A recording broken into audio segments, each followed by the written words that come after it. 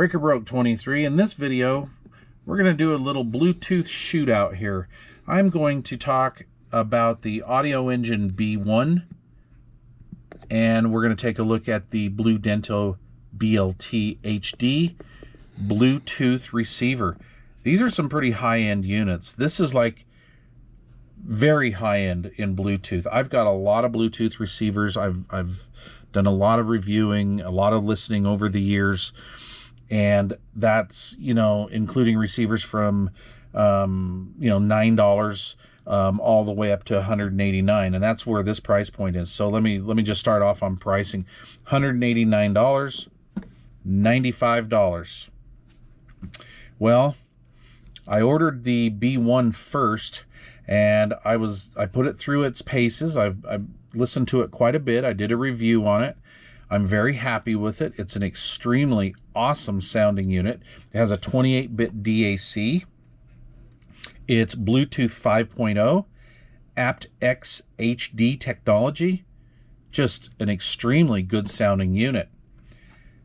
One of my viewers said, hey, try that BluDento BLT-HD. Man, that thing's a great sounding unit. So I ordered the BLT-HD. This comes in at $95. My ego says this is going to be better. We'll see.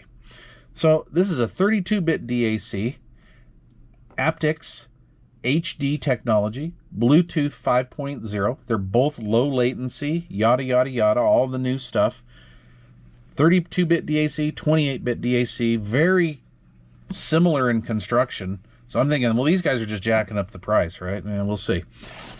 Actually, aluminum cases, plastic end caps on both of them, permanently mounted but adjustable high gain antennas on both of them.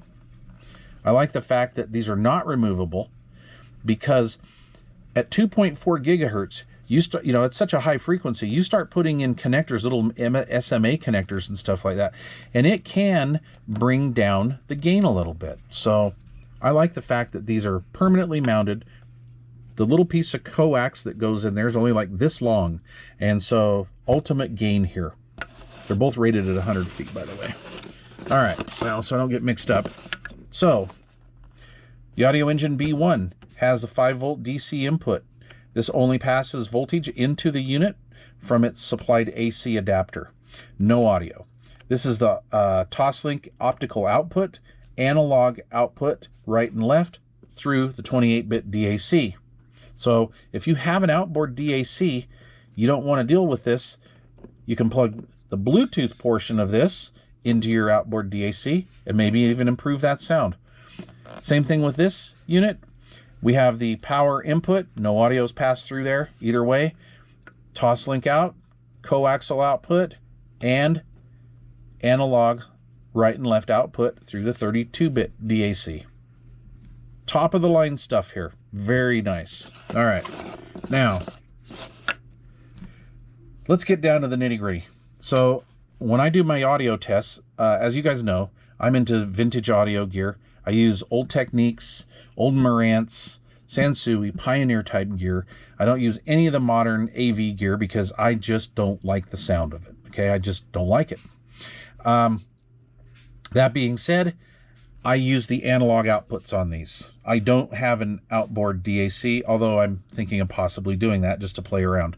That being said, these are both excellent sounding units. But here's the deal. I paid $189 for this. I wanted this to just blow this thing away, because this is 95 bucks.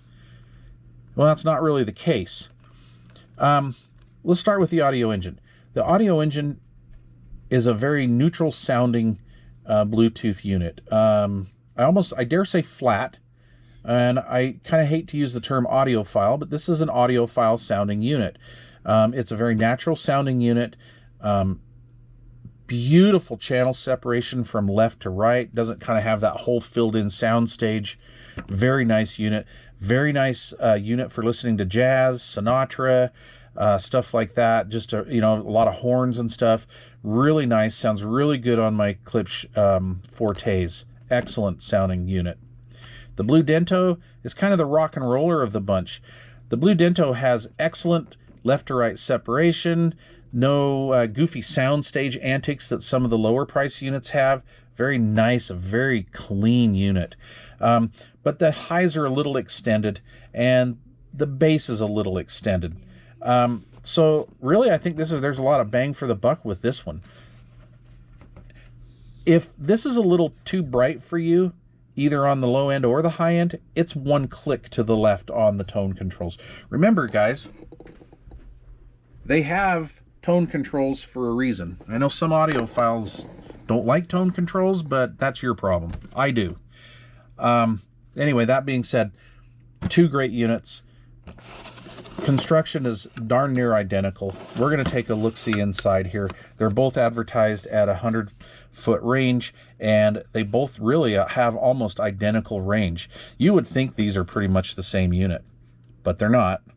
Anyway, that being said, this is a great unit. I think this is a lot of bang for your buck. If you're kind of one of those audiophiles that's just, you know, dying to spend a little bit more money and whatnot, then maybe the Audioengine B1 is for you. So, all right. Anyway, we're going to take a look inside and then wrap this up. Okay, so I have disassembled both units. This is the Audioengine B1. This is the BLT. And like I said, they were both somewhat similar in construction. This case on the BluDento is slightly bigger by just a hair compared to the Audioengine B1. Something that I thought was interesting on the Audioengine, on the Allen screws that it's put together with, all four of these have Loctite on them. And these are threaded in there, so they did a nice job on construction. But Loctite, I thought that was pretty interesting. Okay, here's the inside. Here's the meat and potatoes of this here unit.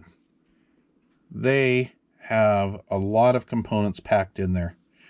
And this is what I'm talking about, this little short run of coax here, this micro coax right here. This offers optimum gain. So right here is the Bluetooth chipset.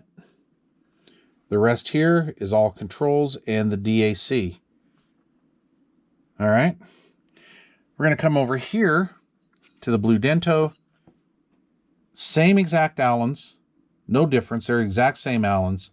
No Loctite on those, which I kind of think is a little overboard, but I like the touch. I like that touch. I think that's kind of cool. Little plastic end cap, just like on this one. I just didn't take it off because you've actually got to undo these RCAs here. All right, so here's the inside of the BluDento. Quite the difference. So over here we have the Bluetooth chipset and then the rest of the components. This is all the DAC and everything. So I think what I get that we're doing a lot more with less components nowadays, but I think this is where you're getting your $189 worth. $189.95. All right. And I would imagine maybe this is the reason why we're getting that bright extended sound from this unit. Now don't get me wrong, this is a top dog. This BluDento unit is just an awesome Bluetooth receiver. But I mean, there it is, folks, right there. So I'll let you guys decide what you think is the better unit of the two. I've already told you this is more of a more audiophile neutral type sounding rig. This one here is a little bit more extended. I want to call this kind of like the rock and roll rig here, and that's probably the best way to describe it. They both are extremely good performing units and similar in range as well, which is pretty important. So there you go. All right, now I'm gonna show you how I do my range test. All right, kind of give you an idea. All right, here we are. All right, so this is how the basement is set up here. All right, over here in the audio room, I have my receiver, I have my speakers, and various setup. This changes, but this is just kind of a diagram, room size and whatnot. All right, and then I have right here behind the audio room, we have two furnaces in the house. It's a big house. We have two furnaces in the house, a lot of ducting throughout this whole house, a lot of wiring in here. We have the water heater. So we've got a lot of stuff blocking signal when I go out this way. So when I do most of my Bluetooth tests on some of the smaller ones, I will get good reception in this room, and this is a 23 by 16 room, and that's not a problem. It won't really skip out. Doesn't really skip out when I go through the around, take the scenic route around, go into this bedroom number 1 over here, and it'll pass through that wall pretty good. It will get a little skippy when I get over here. Now this is with like the lower end devices. Okay, now with these devices that we're talking about today, that kind of changes. I can walk out, I can go through here, I can go past this furnace room here, go out into the hallway, and I can go up a few steps. And what I do is I take my little Samsung Galaxy phone, I put it in my back pocket to do these tests, so I'm not like reaching the phone up in the air or doing something that's abnormal, because I kind of look at it this way, like what would the average person maybe doing some housework or something, what would they be doing? They want to walk around maybe to the next room or something while they're still jamming on their stereo. And I really, that's what these are for, right? We want to have a little bit of range. Maybe we want to go in the other room and do dishes or something and not have it skip and drop out on us. So the BluDento gets me to about the 3rd stair. All right. The B1 blanks out about stair number 3 or 4. It maybe goes just I don't know what, another like foot, 10 inches or a foot more than the BLT. And again, a lot of the other units drop out about right here. So yeah, we're getting some extended range. And one day maybe this spring I'll go out and I'll do some outdoor extended range tests. Look for one of my videos I did a couple years ago where I actually did that with the Micus RTX 2.0 Bluetooth transmitter and receiver. It also has a high gain external mounted antenna, and I got 411 feet in open range, which was awesome. But this is kind of a basement type test with a lot of things working against us. We've got a lot of wiring in the house. We've got this room with all of this ductwork and these furnaces and all this blocking signal. This is like a total worst case scenario, but this is how this breaks down. So that's my real world test. Yes, it is better than say like the Harman Kardon BT10 that I do reviews on and some of the other units, and it is better. So of course your results and mileage may vary. All right, so I'd like to see some discussion on this. Please leave questions or comments down below. Smash the thumbs up button if you like this. And most important of all, thanks for watching.